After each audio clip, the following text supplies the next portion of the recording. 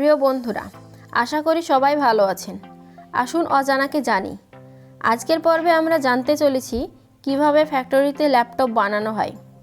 আধুনিক সভ্যতায় বিজ্ঞানের সেরা আবিষ্কারগুলোর মধ্যে একটা অন্যতম আবিষ্কার হলো এই ল্যাপটপ।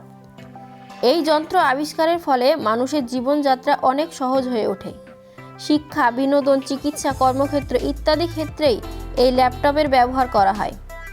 দৈনন্দিন জীবনযাত্রার সঙ্গে এই ল্যাপটপ পুরোপুরিভাবে আমাদের সাথে জড়িত রয়েছে। এই ল্যাপটপ গোটা বিশ্বে এমন চাহিদা ধারণ করেছে, মনে হচ্ছে যেন দিন দিন এর ব্যবহার আরও অনেক বেড়েই চলেছে।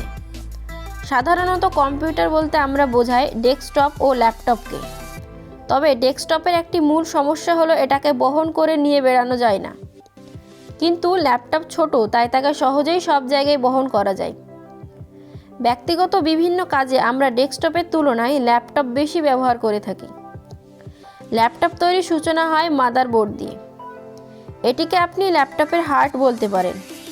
এটি ডেস্কটপ কম্পিউটারের মাদারবোর্ড থেকে অনেকটাই আলাদা, কারণ এটি অনেক কম্প্যাক্ট করে বানানো হয়। এই সার্কিট বোর্ডের উপরে একটি অ্যালুমিনিয়ামের ফয়েল রাখা হয়। তারপর হিটিং মেশিনে সেটিকে হিট করে ওই সার্কিট বডির ওপর ভালোভাবে বসিয়ে দেওয়া হয়। এরপর একটি ক্যামেরার ছবি তুলে কম্পিউটারে পাঠিয়ে দেয়, কোনো প্যাটার্ন বাকি আছে কি না তা চেক করার জন্য। এরপর এই বোর্ডটিকে 50টি আলাদা আলাদা মেশিনের নিচ দিয়ে নেওয়া হয়, আর এই মেশিনগুলোর ওপর আলাদা আলাদা পার্টস লাগায়। পরবর্তীতে আরেকটি ক্যামেরার সাহায্যে এই বোর্ডের মধ্যেকার সবগুলো পার্টস ঠিকঠাক আছে কি না তা চেক করা হয়। অন্যদিকে টেকনিশিয়ানরা ল্যাপটপের ডিসপ্লে তৈরি করে।